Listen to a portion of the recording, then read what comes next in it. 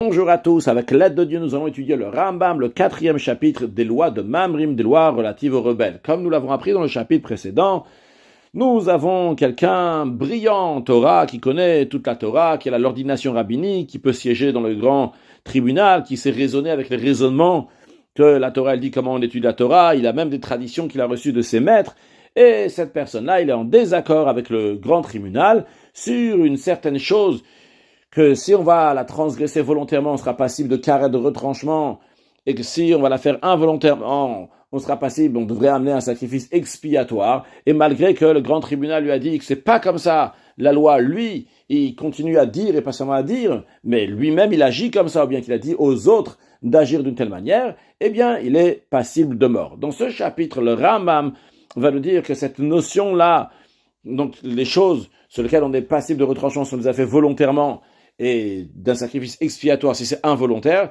ça va jusqu'à très très loin, c'est-à-dire que on va voir que même si c'est pas tout de suite que ça va amener à quelque chose, d'amener un sacrifice expiatoire ou bien le carré de retranchement, même si c'est une chose qui va amener une autre chose, une autre chose, une autre chose, etc. Mais finalement, ça va être lié avec quelque chose qui est dono volontairement, c'est carré de retranchement et beshogeg par inadvertance, c'est un sacrifice expiatoire, eh bien on le mettra à mort. Père Egrevi Alakha Aleph.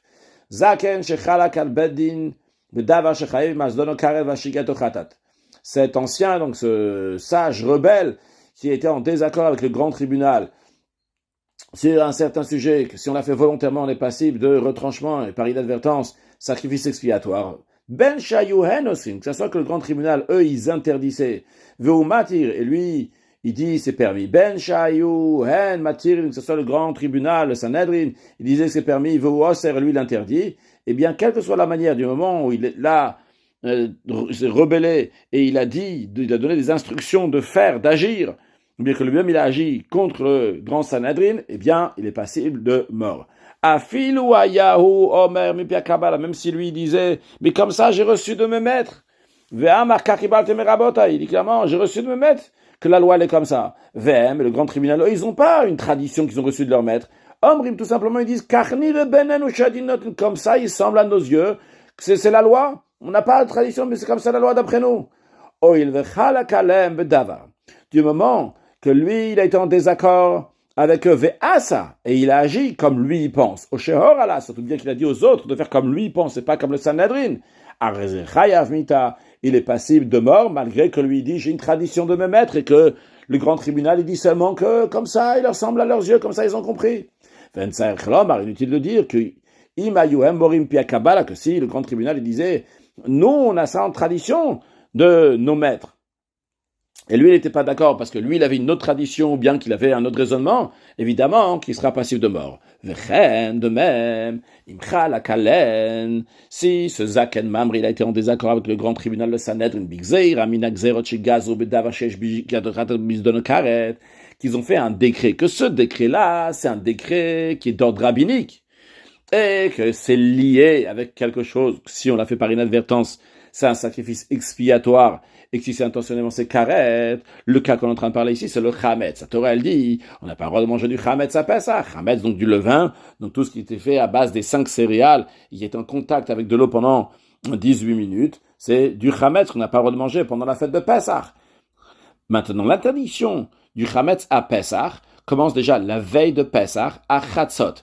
On va prendre une journée qui commence à 6h du matin, qui finit à 18h, donc Chatzot c'est à midi. Donc uniquement une fois que les 6 premières heures de la journée sont finies, les 6 premières heures, c'est de 6h jusqu'à midi, à partir de midi, là le chametz, il est interdit. Quand on dit interdit, c'est aussi bien interdit d'en consommer et aussi bien interdit d'en profiter. Donc ça, c'est d'ordre biblique. Mais d'ordre rabbinique, c'est déjà interdit d'en manger à la 5e heure, c'est-à-dire interdit d'en manger de 10h jusqu'à 11h, mais on a encore le droit d'en profiter entre 10h et 11h. Et à la 6e heure, entre 11h et midi, d'ordre rabbinique, c'est interdit d'en profiter. Maintenant, imaginons que ce Zaken Mamre, il a permis de manger du chametz et de profiter du chametz. Yom Arba Asar, le 14e jour donc du mois de Nissan, la veille de Pessah, Besha Shishit, à la 6e heure. Il a dit, malgré le fait que les sages, ils ont interdit donc entre le 11h et midi à la 6e heure, mais lui, il dit non, que c'est permis. Ou bien, O Asar, ou bien qu'il a interdit Banaya même d'en profiter, Bécha Hamish est à la 5e heure, entre 10h et 11h, il dit déjà maintenant, c'est interdit d'en profiter. Eh bien, Areze Chayav Mita, il est passible de mort. Vechen Kol Kait, c'est basé de même tout ce qui est similaire à ça, même si c'est pas sur l'interdiction directe de la Torah, mais c'est une interdiction qui est liée avec quelque chose. Que si on l'a fait exprès, on est passible de retranchement et sans faire exprès de sacrifice expiatoire, ce qui est le cas du Chametz à Pessah. Et là, lui, il est en désaccord sur ce qui se passe donc la veille de Pessah, avant Chatzot, avant midi astronomique, ce que les sages, ils ont interdit ou permis, mais c'est lié avec quelque chose donc qui est karet ou khatat, donc le Chametz, c'est si quelqu'un a mangé intentionnellement, il est passible de karet sans faire exprès khatat, eh bien, ce Zaken Mamre est mis à mort, c'est en désaccord sur un tel sujet. Halacha bet, le Ram nous dit que Echad, Davar, Shechayim, Asdono, Karet, Vashigato, Khatat, Shenech, que ça soit une chose, que la chose elle-même, donc c'est lié avec le Karet et le Khatat, comme par exemple l'exemple qu'on vient de dire du Chametz. Ou bien il était en désaccord sur quelque chose qui va amener plus tard qu'une certaine chose sur laquelle il pourrait être passible de karet s'il a fait volontairement et de khatat s'il a fait involontairement. Alors tout d'abord, en première étape, le Ram va nous donner des exemples dans lesquels c'est directement lié avec le karet ou le khatat. Et après, en deuxième étape, des exemples sur des choses donc, qui sont indirectement liées avec, qui peuvent amener à karet ou khatat. Comment ça? Ketzad. Ils ont eu un désaccord sur une certaine femme. Est-ce que cette femme-là, elle est considérée une femme interdite, erva, ou pas? Prenons l'exemple, quelqu'un, il a violé une femme. Ok, c'était interdit. Mais next, il a eu une fille avec cette femme. Dans la Torah, c'est pas dit clairement que cette fille-là lui est interdite à cet homme. Mais les sages l'ont appris par ce qu'on appelle une Xerashava, un raisonnement par analogie. Et cet ancien rebelle, il est en désaccord avec le Sanhedrin. Il dit non, cette fille-là, lui est permis. Il a le droit d'avoir un rapport avec elle. Ou bien, ils sont en désaccord, il marre damze, est-ce que l'apparence de ce sang-là, metame beisha, il rend impure la femme, ou eno metame, il rend pas impure. Une femme, lorsqu'elle a du sang, il faut que ce soit du sang qui ait une couleur de sang, eh bien, elle peut être nida ou zava. À savoir que, de base, dans la Torah, d'après le Rambam, le cycle de la femme se passe 7 jours, puis 11 jours. 7 jours, puis 11 jours. Si elle a du sang dans ces 7 jours-là, elle sera nida. Si elle a du sang dans les 11 jours, elle sera zava. Dans ça même, il y a une zava gdola, une zava ktana. Mais pour cela, il faut qu'elle ait une apparence de sang qui est considérée du sang. Maintenant, imaginons qu'ils ont un désaccord entre le grand tribunal et le Zaken Mamre. Est-ce que du sang d'une couleur verte serait rendu impure cette femme-là, ou bien ça rend pas impure cette femme-là. Ou bien, imzot tmea leida, ou einot tmea. Ou bien ils ont des accords. Est-ce que cette femme a une impureté d'après la qui a lieu après la naissance ou pas? C'est-à-dire, il y a écrit clairement dans la Torah que dans les 7 jours après la naissance pour un garçon et 14 jours après la naissance d'une fille, la femme, elle est rituellement impure. Sur ça, il n'y a pas de discussion. Mais imaginons qu'elle a vu du sang à la fin de 7 jours du garçon, ou bien du sang à la fin des 14 jours de cette fille-là, et ça continuait après. Et sur ça, il y a un désaccord entre le Zaken Mamre et le Sanhedrin. Est-ce que ce sang-là, il est encore donc une suite de cette impureté d'une femme donc accouchée, qui n'a pas le droit d'avoir un rapport, le mari et la femme à ce moment-là, comme d'ailleurs la Nida et la Zava, ou bien elle est plus impure de cette impureté de naissance. De même, ils ont eu un désaccord, imzo Zava ou eno Zava. Imaginons le cas dans lequel la femme a été dans ses 11 jours, et elle était makshalalet, donc on sentait qu'elle allait accoucher, en tout cas elle a eu du sang comme ça pendant 3 jours, mais ça s'est arrêté, elle n'a pas accouché tout de suite. Maintenant, il faut savoir, est-ce que ce sang-là il est considéré comme du sang d'une femme qui accouche, ou bien d'une femme qui est zava? Alors si elle a accouché tout de suite après, c'est du sang de Leida, de naissance, de Yoladet, et non pas d'une femme qui est zava. Et donc elle n'a pas besoin de compter 7 jours pour se purifier après 3 jours de sang, quand elle est zava, qu'elle doit toujours compter 7 jours pour se purifier. Ce n'est pas le cas ici, vu qu'elle était Yoladet. Mais si son sang s'est arrêté entre les jours où on pensait qu'elle allait accoucher, et après seulement plus tard, elle a accouché, donc on dit que ce sang-là, c'est un sang de zava. Maintenant, le désaccord entre le Zaken Mamre et le Chachamim, les sages, c'est pas ce qu'on a dit ça, ils sont d'accord sur le principe, ce qu'on vient de dire, mais ils sont en désaccord. Combien de temps ça doit arrêter le sang entre le moment qu'on pensait qu'elle allait accoucher et qu'elle était makshala ledet et le moment où elle a accouché? Le désaccord, dans l'exemple qu'on est en train de donner maintenant oralement, c'est des exemples qui sont ramenés dans la Gemara qu'on ramène. Est-ce qu'il faut attendre 24 heures, c'est considéré un jour, donc par exemple de 14 heures jusqu'à 14 heures? Ou bien il faut attendre un jour entier, que même si son sang s'est arrêté à 14 heures, elle doit attendre toute cette journée, mais cette journée ne lui est pas considérée, et après, elle doit attendre la prochaine journée, et le lendemain à 18 heures, elle aura fini sa journée. Donc ils sont en désaccord sur ça, le Zaken Mamre et le Sanhedrin. Encore un exemple, le Ram nous dit, Im chelev ze asur o mutar. Ils ont un désaccord. Est-ce que ces morceaux de graisse, en général, quand on dit des graisses chelev, ça fait référence à des graisses qui sont interdites, contrairement aux shuman, qui sont des graisses qui sont permises. Vechol kayot sebaïlu, tout ce qui est similaire à ça. Ce qui est similaire à ça dans ces interdictions-là, que ce soit dans les harayot, les femmes interdites, que ce soit dans l'impureté d'une femme qui est nida ou qui est zava, ou bien une femme qui a accouché, ou bien l'interdiction des graisses. Le principe, donc, tout cela, c'est si quelqu'un les a mangés ou a eu des relations volontairement, eh bien, il est passible de karet de retranchement, et si c'est sans faire exprès, il doit amener un sacrifice expiatoire. Eh bien, dans tous ces cas-là, donc ce Zaken Mamre, cet ancien rebelle, a été en désaccord sur quelque chose qu'on est passible de retranchement si on l'a fait volontairement, et passible d'amener un sacrifice expiatoire si on l'a fait involontairement. Donc, il sera passible de mort, vu que c'est quelque chose qui est directement lié avec est-ce que la personne, elle est chayav karet ou khatat, en fonction, mais en tous les cas, donc c'est des choses que la Torah dit clairement, que ça peut être ou khatat ou karet. Maintenant, le Rab dit Keitzad davar amevi, l'idée davar shechayev malzono karet vashigot khatat.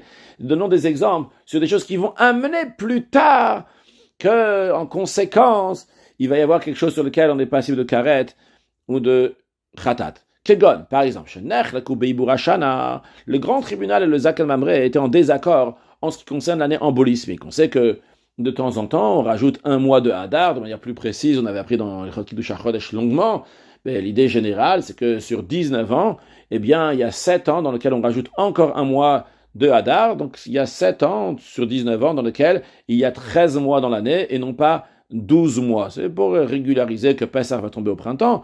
En tous les cas, ils sont en désaccord. Jusqu'à quand on a le droit de rajouter cette année? Aujourd'hui, nous avons des calendriers, tout est déjà prêt à l'avance. On peut savoir dans des années quand est-ce qu'on va rajouter un Hadar ou pas. Mais à l'époque, ce n'était pas comme ça. Et intentionnellement, ce n'était pas comme ça. Et donc, c'était fait au fur et à mesure des années. Et le tribunal décidait l'année même, est-ce qu'on rajoute un Hadar ou pas? La question qu'ils sont en train de débattre ici entre le Sanhedrin et le Zaken Mamre, c'est jusqu'à quand le tribunal a le droit de faire ça? Est-ce qu'il a le droit de faire ça après Purim ou seulement au début de Hadar, dans la première partie de Hadar, lorsque Purim n'est pas encore arrivé? Un, il dit, on peut le faire jusqu'au 29e jour du mois de Hadar, en autre mot, jusqu'à la fin du mois de Hadar. Et l'autre, il dit, non, une fois que c'est arrivé Purim, et qu'on commence déjà à se préparer à Pessah, on commence à prendre les lois de Pessah, les gens, ils vont penser que dans 30 jours, ça va être Pessah. On peut pas, après, comme ça, 10 jours plus tard, 10 jours après Purim, dire, ah, maintenant, on va rajouter encore un mois, on va rajouter encore un deuxième mois de Hadar. Ça y est, les gens, ils sont déjà prêts pour Nissan, donc ils sont en désaccord sur ça. Il me abrimada Purim, au Bechol Hadar, est-ce qu'on peut rajouter un mois de Hadar jusqu'à Purim, mais pas après, ou bien tout le mois de Hadar, on peut le faire? Eh bien, Rezechayav, eh bien, cet ancien rebelle, il est passible de mort chez un Meivi, l'idée Achilat Chametz de Pessah, parce que ça amène à manger du Chametz pendant Pessah. Et oui, évidemment. Si le tribunal est dit le mois suivant, ça va être Hadar, un deuxième Hadar, et lui dit non, le prochain mois ça va être Nissan. C'est-à-dire que, d'après lui, lorsque ça va être le vrai Nissan, celui que les sages vont dire, d'après lui c'est déjà le mois de Iyar, et on pourra manger du Chametz, alors que c'est quelque chose donc, qui est passible de karet si on l'a fait volontairement, et d'un khatat si on l'a fait involontairement. Ou dans le cas inverse, lorsque lui il dit qu'on peut rajouter encore un mois de Hadar le mois prochain, et le Sanhedrin dit qu'on peut pas, alors d'après lui, lorsque le Sanhedrin dit qu'il faut faire Pessah, pour lui c'est encore le mois de Hadar, et on peut manger du Chametz. Donc c'est bien quelque chose que Zdono Karet et Shigato Khatat. Je ne vais pas traduire à chaque fois. Zdono Karet qu'on a fait volontairement, donc c'est passible de retranchement. Shigato Khatat qu'on a fait par inadvertance, c'est un sacrifice expiatoire.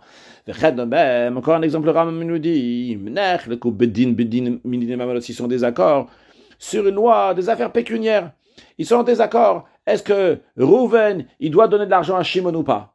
ou bien ils sont désaccords sur le nombre de combien de juges qui ont jugé ces affaires pécuniaires-là. Ils sont désaccords, par exemple, est-ce que 2 juges qui ont fait ce jugement-là, est-ce que Bediavad, est-ce qu'à posteriori ça passe, bien qu'il fallait 3, est-ce que ça passe ou pas? Ils sont désaccords. L'un il dit oui, l'autre il dit non. Eh bien, Rezechayav, il est passé de mort. Pourquoi? Parce que ce désaccord-là, c'est quelque chose qui amène à se donner au karet et shigato khatat. Pourquoi? D'après celui qui dit que, en effet, Rouven, il doit à Shimon des 100 euros, Kol Shenatal Memenu, tout ce que Shimon il a pris, Kadin Natal, il avait le droit de le prendre, Valpi Bedin Natal, ou basé sur le tribunal, si on dit qu'un tribunal de 2 c'est bon, donc il les a pris, il avait le droit de le prendre. Et d'après l'autre, Sheomer Patur qui dit non, que Rouven n'a pas le devoir de donner cet argent à Shimon. Oshamar Chanel ou il l'a donné, bien qu'il a dit que ce tribunal, ils sont seulement 2, ils peuvent pas juger. Alors, Kol Shenatal, tout ce que Shimon il a pris de Rouven, Gazel ou Biyado, c'est du vol. Et alors, quel rapport avec Zdono Karet de Shigato Khatat? Eh bien, Vim Kidesh Boisha, si après Shimon il a pris cet argent-là, et il a donné à Rachel, lui a dit, arrête Mekudeshet, tu m'es consacré. Eh bien, il a Mekudeshet. Eh bien, elle lui est pas consacrée, c'est pas sa femme, parce que Shimon, il a de l'argent qui est volé. Si quelqu'un est Mekadesh une femme avec de l'argent qui est volé, c'est pas sa femme. Tandis que le Divrei Amer Shalonat, d'après celui qui est en désaccord, qui dit non, ce qu'il a pris, ça lui appartient, ce n'est pas du vol. Donc Shimon, il a le droit d'avoir cet argent. Donc, quand il a donné à Rachel, et oui, sa femme. Donc, c'est considéré une femme mariée. Donc, d'après ça, vu que c'est une femme mariée, Abal et Abem Beizid, celui qui a un rapport avec elle volontairement, Anush Karet, il sera passible de retranchement. Beshog, s'il a eu un rapport avec elle sans faire exprès, Chayav Khatat, il sera passé de sacrifice expiatoire. Donc, Venimtsa Davar, on voit que cette marloquette, ce désaccord-là, même si c'est juste des affaires pécuniaires, bien combien de juges peuvent juger ces affaires pécuniaires-là? Ce désaccord qui entre le Sanhedrin et Zaken Mamre, c'est Meivi, l'idée d'avoir Shechayim, Donokaret, Vashigato Khatat, c'est quelque chose qui amène une situation que Donokaret, Shigato Khatat. Même s'ils ont en désaccord le grand tribunal, le Sanhedrin avec le Zaken Mamre, en ce qui concerne donc quelqu'un qui a transgressé un commandement négatif, qui doit recevoir des coups de fouet, ils sont en désaccord, est-ce qu'il doit recevoir des coups de fouet ou pas? Ou bien c'est en désaccord, combien de juges il faut pour qu'on va donner les coups de fouet? Est-ce qu'il en faut 3 ou bien qu'il en faut 23 comme c'est dans les affaires de vie et de mort? À Rezechayav, eh bien, ce Zaken Mamre, s'il est en désaccord avec eux, il sera passible de mort. Pourquoi Charles Divre et à Omer et Noloke, d'après celui qui ne doit pas recevoir les coups de fouet, parce qu'il ne doit pas recevoir ce qu'il a, cette affaire-là n'a même pas les coups de fouet, ou bien qu'il dit que il y a seulement 3 juges et pas 23 juges. Si malgré ça, ils ont donné les coups de fouet, bien que lui pense que Noloke ne doit pas recevoir les coups de Malkout. Chovlim Membo, dans ces cas-là, ils sont en train de l'endommager, donc ils doivent le rembourser. Donc, même tout ce qui va prendre de celui qui a reçu le coup de fouet de manière injuste, d'après ceux qui disent que c'est injuste. Kadin Notel, donc il les prend justement, il a le droit de prendre cet argent-là, parce qu'il l'a endommagé, alors parce qu'il fallait pas lui donner des coups de fouet. Ou le dit, par contre, d'après l'autre qui dit, non, il doit bien recevoir ces coups de fouet. Kolshi, Tolmen, tout ce que la personne il va prendre de l'argent, alors qu'il devait recevoir le coup de fouet, donc ils l'ont pas endommagé, il devait recevoir ses coups de fouet. Et il a quand même pris de l'argent. Gaz le billado, c'est du vol. Donc en conséquence, si après il va prendre cet argent-là et de l'endommagement, que d'après un, il a été endommagé, d'après l'autre, il n'a pas été endommagé, eh bien, s'il va prendre cet argent-là et il va être Mekadesh Isha, il va consacrer une femme, et il n'a Mekudeshet, elle n'est pas Mekudeshet, donc la marloquette, sur ce biais, c'est vrai qu'on parle ici de malcoute, ici de coups de fouet, mais ce désaccord-là de coups de fouet peut nous amener à une histoire d'argent. Cette histoire d'argent peut amener au fait qu'il va consacrer une femme, qu'elle sera oui Mekudeshet d'après l'un, d'après l'autre elle sera pas Mekudeshet, d'après l'un c'est du vol, parce qu'il ne devait pas reprendre l'argent, parce qu'il doit oui recevoir malcoute, d'après l'autre non, pas du tout, il doit oui recevoir cet argent-là, parce que c'est une indemnité qu'on lui a donnée, parce qu'il a reçu des coups de manière injuste, donc il a le droit d'être Mekadesh cette femme-là, donc d'après l'un, si quelqu'un a une relation avec cette femme-là qui a été Mekadesh, c'est oui une femme mariée, et donc il est passif de karet, et si c'était même Beizid, et Beshog et Chayav Khatat, d'après l'autre, pas du tout, c'est une femme ordinaire qui n'est pas mariée. De même, s'ils sont désaccords en ce qui concerne l'estimation, c'est-à-dire, dans la Torah, c'est dit de manière très claire et précise qu'une personne, à partir de 30 jours jusqu'à 5 ans, il vaut tant. Si c'est un garçon, c'est tant. Si c'est une fille, c'est tant. Après de 5 ans jusqu'à 20 ans, de 20 ans jusqu'à 60 ans, après 60 ans. Donc si quelqu'un, il a dit, je donne l'estimation de telle personne au Beth Amikdash, au temple. Donc il doit donner une certaine valeur d'argent qui est bien précise dans la Torah. Maintenant, eux, ils sont en désaccord. Par exemple, dans un cas où quelqu'un, il a donné l'estimation d'un enfant qui n'a pas encore 30 jours, que la Torah ne dit pas. Et c'est combien? Il y a un désaccord, est-ce qu'il doit donner ou il ne doit pas donner? Ou bien que leur désaccord, il est bacharamin. C'est-à-dire des biens que quelqu'un il a avoué, il a donné pour le Beth Amikdash en fonction de la formulation qu'il a dit. Est-ce que ça valait pour le Beth de Kabayt, pour le trésor du temple, ou bien ça valait pour les Kohanim?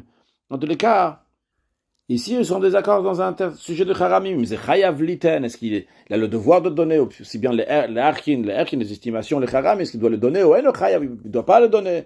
Arezé Chayav. Eh bien, ce Zaken Mamre, il est passif de mort. Char el Divre, Omer eno Chayav Liten. Après, celui qui dit qu'il ne doit pas donner, Im Lakrum Imen aussi. Malgré ça, les trésoriers l'ont pris. Arezé Gaz, c'est du vol. Va Mekadesh Bo Isha Ene Mekudeshet. Celui qui va consacrer une femme avec cet argent-là, elle n'est pas Mekudeshet.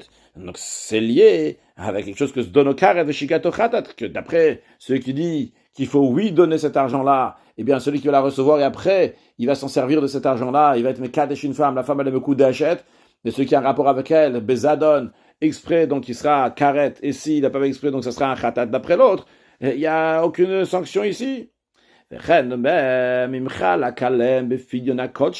s'ils ont des accords en ce qui concerne le rachat des biens consacrés, le nivdo, ce qui sont considérés, c'est-à-dire qu'on a consacré des choses pour le temple, après donc quelqu'un peut venir et les racheter. Mais non, ici ils sont en désaccord. Par exemple, ils sont en désaccord, est-ce qu'il faut 10 personnes pour évaluer la valeur de ces biens avant de les vendre à quelqu'un d'autre pour que ça sorte du domaine du trésor du temple ou pas, ou ça suffit 3. À Rezekhayav, s'ils sont en désaccord sur ça, il est passé de mort. Pourquoi Charé le dit, après, celui qui dit que si il a fait ce rachat uniquement avec 3 personnes, c'est pas considéré racheté, c'est pas devenu profane, ça reste encore dans le Kodesh. Im Kidesh Bo, dans ces cas-là, si quelqu'un a consacré une femme avec ça, Kidesh Bo Isha, elle n'est pas Mekudesh, donc c'est encore une fois lié avec quelque chose que se donne au Karet et Shigato Khatat.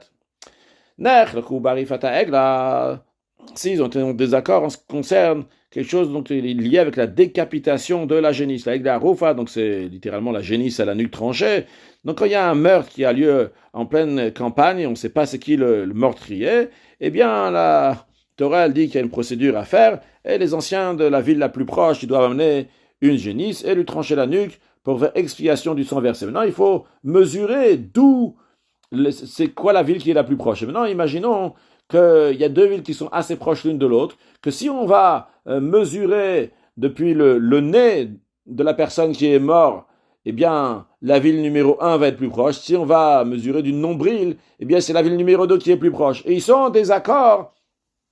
Comment on doit mesurer le Zakan Mamri d'une certaine manière, le Sanen d'une autre manière. Et donc, ils sont en désaccord. Il dit, est-ce que cette ville-là, la ville numéro 1 ou la ville numéro 2, est-ce qu'ils doivent amener c'est eux qui doivent donc amener cette génisse-là, ou bien l'autre? Eh bien, il est Chayav, pourquoi? D'après celui qui dit que on a le devoir d'amener cette génisse, donc telle et telle ville, Ariyasura Banaya. Après, une fois qu'on a fait donc la procédure avec cette génisse-là, on n'a pas le droit d'en profiter. Donc, d'après l'autre, on a oui le droit d'en profiter si cette génisse-là, elle sert à rien, c'était pas pour cette ville-là. En tous les cas, c'est d'après celui qui dit que oui, c'est bien cette ville-là qui doit amener. Alors, lorsque cette ville-là, elle a amené, alors on n'a pas le droit de profiter de cette génisse-là. Si quelqu'un, il a donné une femme, c'est cette Egla Rufa pour le Kiddushin, cette génisse-là, eh bien, elle n'est pas Mekudesh, c'est pas sa femme. Donc, c'est lié avec quelque chose que se donne au Karet et Shigato Khatat. De même, le coup Orla, s'ils sont en désaccord sur une loi de Orla. La Orla, c'est quand on plante un arbre, on plante une graine. Les premières 3 ans, on n'a pas le droit de profiter. Donc, ils ont des accords. Est-ce que tel arbre, il est Orla ou il n'est pas Orla? Eh bien, c'est une machlok aussi qui amène à Zdono Karet ve Shigato Khatat. Parce que d'après celui qui dit qu'il y a Orla, donc les fruits, on n'a pas le droit d'en profiter. Et les kiddushin, donc c'est pas des kiddushin. D'après celui qui c'est pas or là, la femme elle est oui mekudeshet, celui qui a un rapport avec elle. S'il a fait ça bemezid, il est chayav karet. S'il a fait ça beshok, il est chayav khatat. De même, imnech que s'ils sont des accords beleket dans la glanure. Shicha, dans l'oubli, ou Péa, dans le coin du champ. Donc c'est des mitzvot que la Torah elle dit. Lorsqu'on glane, il y a lorsqu'on est en train de ramasser le blé de moissonner, il y a comme ça des grains qui tombent, eh bien il faut le laisser pour les pauvres. Shecha, si on a oublié une gerbe dans le champ, on doit laisser pour les pauvres. Ou Péa, c'est le coin du champ qu'on doit laisser pour les pauvres. Eh bien, s'ils sont des accords, ils faisaient l'anime ou le balabait. Ils sont des accords. Par exemple, ils sont des accords. Un, il dit, c'est uniquement si tu as laissé 3, et l'autre, il dit, si tu as laissé même 2 graines, tu dois les laisser. L'autre, il dit 3. De même pour les bottes, pour les gerbes. Ils sont en désaccord. Est-ce que si tu as laissé 3, c'est considéré shicha, ou 2, c'est considéré shicha? Et dans le PA, dans le coin du champ, ils ont un désaccord. S'il n'a pas prélevé ce qu'il fallait, il n'a pas laissé ce qu'il fallait dans le coin de son champ, et il a tout moissonné, et il a déjà fait de la pâte, est-ce qu'il a encore le devoir de prendre cette partie, de mettre de côté donc pour les pauvres? Eh bien, s'ils sont des accords sur ça, c'est chayav, il est passé de mort. Pourquoi cher les livres? Et Robert, d'après celui qui dit que le balabaï, ça appartient au propriétaire du champ, à Rezek Gazel Biyadan, et le pauvre qui l'a pris, c'est un voleur. S'il a consacré une femme avec ça, la femme, elle n'est pas mekudash, elle n'est pas consacrée. De même, s'il s'oppose en ce qui concerne l'une des sources principales d'impureté, ce qu'on appelle le avatuma, qui donne par exemple nigebasa, les taches de la lèpre qui sont sur la peau. Quand on parle de la lèpre, donc c'est une affection lépreuse, donc des taches d'origine divine. En général, bon, c'est une punition, pour celui qui a dit la médisance, en tous les cas, ça apparaît sur le corps de la personne, sur les habits, sur la maison de la personne. Donc, cette personne-là qui a la tsarat sur lui, donc il est impur. De même si il touche donc ces vêtements-là qui sont tachés, ou bien qu'il entre dans une maison dans laquelle il est tsarat, qui a la lèpre, il devient impur. Une fois que cette personne-là est impure, s'il va rentrer dans le temple, zdono karet shigato khatat. Alors voyons, donc Ram donne plusieurs exemples de av, mais avotatu, de ces sources principales d'impureté, et que ce soit gonigé bassa qu'on vient de dire. Donc par exemple, ils sont en désaccord quand il y a un doute si la tache elle est venue avant le poil blanc, parce qu'il y a plusieurs détails dans cette lèpre-là sur la peau. Il faut qu'il y ait une tache blanche et qu'il y ait un poil blanc à l'intérieur. Lorsqu'il y en a un doute, qu'est-ce qui est venu avant? Et il y a un désaccord entre le Zaken Mamre et le Sanhedrin, est-ce que c'est pur ou impur? Onigé batim, ou bien dans les plaies de la lèpre qui sont sur les murs de la maison. Par exemple, ils sont en désaccord, est-ce que c'est uniquement quand c'est dans le coin de la maison, des murs de la maison, bien même sur les murs même, onigé bgadim, ou bien sur les taches qu'il y a sur les vêtements. Ils sont en désaccord, par exemple, dans un cas où la tache, au début, elle était petite, après elle est partie sur le vêtement en entier. Est-ce que le vêtement, il est pur ou impur? Areze chayav.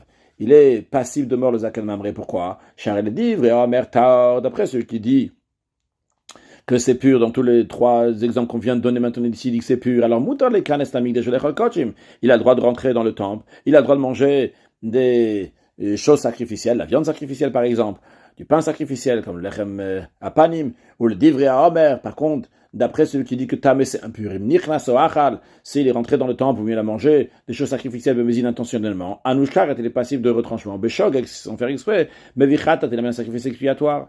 De même, s'ils sont des accords sur la manière de purifier le metzora de lépreux, est-ce qu'il y a la possibilité donc de le rendre pur ou pas? Par exemple, on sait que dans la procédure de la purification, on doit mettre du sang, du sacrifice de hacha de culpabilité qu'il amène, on doit le mettre sur son pouce de la main, sur le pouce de son pied, sur l'oreille droite, et imaginons qu'il lui manque ou bien le pouce de la main, ou bien le pouce du pied droit, ou bien de l'oreille droite. Eh bien, est-ce qu'on peut le purifier ou pas? Il y a un désaccord entre le Zaken Mamre et le Sanhedrin. Ça aussi, c'est une machloket qui amène à se donner de shiga khatat, parce que s'ils ne vont pas le purifier, alors qu'il va rentrer dans le Beth Amikdash, ou s'il va manger des choses sacrificielles, il sera passible de karet s'il a fait ça volontairement, et de khatat s'il a fait ça involontairement. Vechen, de même, imnech, que ce sont des accords, be'ashkat sota. Sota, c'est la femme soupçonnée d'adultère. Reuven, il est marié avec Rachel, il lui a dit, je veux pas que tu vas t'isoler avec Shimon, et que finalement, elle s'est isolée avec Shimon, on ne sait pas si elle a été souillée ou pas, on doit l'amener, son mari l'amène au temple, et là-bas, elle va boire ce qu'on appelle les eaux amères, les eaux de la sota, et ça va faire la vérification, est-ce qu'elle a été souillée ou pas. Mais tant qu'elle n'a pas fait ce test-là, elle n'a pas le droit de cohabiter avec son mari. Si son mari est mort avant de lui faire boire ces eaux-là, même s'ils n'avaient pas d'enfants, Et en général, lorsqu'il n'y a pas d'enfant, eh bien, cette femme a le devoir de se marier avec le frère du défunt. C'est-à-dire, imaginons que ce Rouven, qui était marié avec Rachel, qui d'ailleurs, comme on vient de voir, il lui avait dit de ne pas s'isoler avec Shimon. Ce Rouven, il est mort sans avoir d'enfant. Il a un frère qui s'appelle Lévi. Eh bien, Lévi et Rachel ont le devoir de se marier ensemble pour faire des enfants pour Rouven, qui nous a quittés. Dans un cas où ils ne veulent pas se marier, eh bien, il y a la procédure de Khalitsa, littéralement le déchaussement. Mais ça, c'est une exception. En général, c'est strictement interdit de se marier avec la femme de son frère. Celui qui a un rapport avec la femme de son frère, eh bien, s'il a fait ça volontairement, il est passible de karet, et involontairement, il doit amener un sacrifice expiatoire. Maintenant, je reviens sur le texte du Rambam, un autre sujet. Maintenant, le Sanhedrin et le Zaken Mamre sont en désaccord en ce qui concerne cette femme-là. Est-ce qu'il faut la faire boire les eaux amères ou pas? Eh bien, il est passible de mort, ce Zaken Mamre. Pourquoi? Car elle dit, parce que d'après celui qui dit que cette femme-là, elle doit, oui, boire ces eaux-là, ils mettent à balle. Si le mari, il est mort. Donc, Rouven, qui avait dit à Rachel de ne pas s'isoler avec Shimon, s'il est mort, Kodem Shetishte, avant que Rachel ait eu l'occasion de boire, et s'il n'avait pas d'enfant, Areza Asur el Yabam, elle n'a pas le droit de se marier avec le Yabam, avec le beau-frère. Parce que dans tel cas, ce qu'elle doit faire, c'est recevoir Khalitsa, la procédure donc, du déchaussement, mais pas faire le Yiboum. Et dans un tel cas, le Yabam, Lévi, s'il va avoir un rapport avec elle, eh bien, il sera passible de karet, parce qu'il a un rapport avec le frère de la femme de son frère, même si son frère il est mort. C'est interdit. La permission, c'est uniquement s'il y a la mitzvah de faire le yiboum. Mais ici, il n'y a pas la mitzvah de faire le yiboum, vu que Rouven n'a pas eu l'occasion de faire boire les eaux de la sota à son épouse Rachel. Lévi n'a pas le droit de faire le hiboum. Ou le dit d'après celui qui dit qu'elle n'a pas besoin de boire les eaux de la sota. Si son mari il est mort avant de lui faire boire, eh bien dans ces cas-là, Mitya Bemet, elle doit oui se marier avec Lévi, le frère de Rouven. Après nous avoir donné tous ces exemples-là, le Rambam nous dit V'chen kol kayet c'est basé. De même, tout désaccord qui est entre le Zaken Mamre et le Sanhedrin, le tribunal doit examiner, doit enquêter, chercher jusqu'au bout des choses et de voir si ce désaccord-là, mais via l'idée d'avarze va amener à telle et telle chose, d'avarze après telle et telle chose, mais via l'idée d'avarcheni va amener à une autre chose. Même après 100 choses que finalement, le donne le karet, ça va amener quelque chose sur lequel on est passible, donc volontairement karet, et par inadvertance ratat. Ben shaya zaken mekel vemachmim, ça change pas maintenant si le zaken mamre, lui, il était indulgent, et le grand tribunal, le Sanhedrin, il était strict. Ben shaya ou machmir ve'en mekin, bien que le zaken mamre était strict, et eux, ils étaient indulgents. Chayav, ce zaken mamre, il est passible de mort à titre de zaken mamre. Halacha gimel. Vimlo tavi amachlok et de si le désaccord entre le grand Sanhedrin et le Zaken Mamre va pas amener à quelque chose que se donne au karet et shigato khatat, Areze patur, il est exempté, chutz, mitzvah tefillin mitzvah, à l'exception de la mitzvah des tefillin, que si il a été en désaccord sur la mitzvah de tefillin, qu'on va l'expliquer dans quelques instants, même qu'il n'y a pas se donne au karet et shigato khatat après, malgré ça, ce Zaken Mamre, il est passible de mort. Keitzad, comment cela? Hora, si ce Zaken Mamre, il a dit, chez Moutar leosif totev et ramishit, Batfilin, on a le droit de rajouter un cinquième compartiment dans les tefilin. De la tête, ils ont 4 compartiments. Dans chacun d'eux, donc il y a une paracha de la Torah. Il y a le Shema, Ve'ayim Shamoa, Kadesh, Ve'yakiv Yacha. Lui, il a dit qu'on a le droit de rajouter encore un 5e compartiment. Ve'ya se ota chamesh totafot. Donc il va rendre les tefilin dans lequel il y avait 4 compartiments maintenant, avec 5 compartiments. Areze chayav, il est passible de mort. Vehu, mais attention, le Rambam donne une précision comment il doit faire ça, à condition chez Yase Katrila Arba Batin Kelichatam. Il faut que déjà de base, il fait 4 compartiments comme la loi le demande, comme la Torah elle dit, donc que ce soit kasher. Puis après ça, Veyavi Chamishi, il va venir un 5e qui va être à l'extérieur. Vidabek Bachitzon, il va le coller sur le compartiment qui est du côté extérieur. Car lorsque le compartiment extérieur ne voit pas l'air, donc n'est pas à l'air, il est couvert avec quelque chose d'autre, pasoul, là, c'est pas kasher.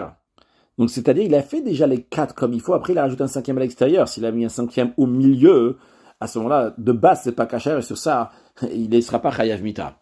Chiyu zaken mamre al davarze, et le fait que le zaken mamre, il est passible de mort pour avoir rajouté comme ça un 5e compartiments dans les tefilin côté extérieur, c'est Allah Hamipia Kabbalah. C'est une loi qu'on a reçue donc par tradition. C'est-à-dire, en autre mot, il faut qu'il y ait les 4 conditions. Premièrement, il faut que ça soit quelque chose qui dit clairement dans la Torah. C'est-à-dire, la notion des tefilin est dit clairement dans la Torah. Deuxièmement, il faut que ça soit une chose que l'explication soit d'ordre rabbinique. Parce qu'il n'y a pas écrit clairement dans la Torah c'est quoi les tefilin. C'est les sages qui ont expliqué que Totafot, ça correspond donc à 4 compartiments. Bien que le Ikar, l'essentiel des tefilin, c'est dit dans la Torah, mais l'explication de c'est quoi ces tefilin, c'est les sages, c'est par tradition, comme ça a été transmis. Troisièmement, il faut aussi que ce soit quelque chose donc on peut rajouter sur ce que les sages ils ont dit. Les sages ils ont dit 4, lui va dire 5. Et il faut que ça soit quelque chose, quatrièmement, il faut que ce soit quelque chose que s'il rajoute, eh bien, ça rend pas soul, ça rend pas cachère ce qu'il y a déjà avant. Comme ici, il a rajouté un 5e, ça rend pas cachère tout ce qu'il y a avant. Et ces 4 conditions-là, ils peuvent s'accomplir uniquement dans la mitzvah de tefilin. Parce qu'en effet, il y a la première condition, ça est dit, le principe de tefilin, c'est dit dans la Torah. Deuxièmement, c'est les sages qui ont expliqué qu'il faut ces 4 parties-là. Et troisièmement, on peut rajouter sur ce que les sages ils ont dit, parce qu'on peut rajouter un 5e compartiment. Et quatrièmement, ce rajout-là peut rendre inapte donc tous les tefilin en entier. Ok, mais si ils ont été en désaccord sur d'autres commandements, par exemple, il était en désaccord sur quelque chose, donc des lois du lulav, l'espèce de lulav. On peut rajouter comme ça un 5e espèce, au tzitzit, ou bien dans les tzitzit, qu'on va rajouter un 4e fil, un 5e fil, au shofar, ou bien le shofar, est-ce qu'il est cachère pour la mitzvah ou pas? Zomer pasul, zomer kasher. Là, il dit que c'est pasul, l'autre dit que c'est cachère. Zomer yatsa, il est chovat, on a dit qu'il est quitte. Zomer lo yatsa, l'autre dit qu'il est pas quitte. Zomer taor, là, il dit c'est pur. Zomer sheni, il est touma, l'autre il dit c'est un deuxième niveau d'impureté. Donc celui qui rentre dans le Beth Amikdash avec un deuxième niveau d'impureté, il n'est pas passible de karet. Donc à voir si le Rambam parle ici, deuxième niveau d'impureté d'ordre biblique, ça n'existe pas sur la personne elle-même. Peut-être il parle donc d'ordre rabbinique. Arezepato minamita, il est exempté de la mort. Vechen kokaïtseba, de même tout ce qui est similaire à cela. Conclure avec un mot de Chassidut, on voit la particularité des tefilin, comment ils sont tellement extraordinaires, si forts que ça, qui sont équivalentes à toute la Torah, comme la Gemara nous le dit dans le traité Kiddushin. D'où l'importance déjà d'aller faire mivtsaim du Rebbe, d'aller mettre des tefilin sur des juifs qui n'ont pas encore mis les tefilin, chaz shalom, qui mettent les tefilin tous les jours, c'est super important. Huksha kol haTorah kula les tefilin.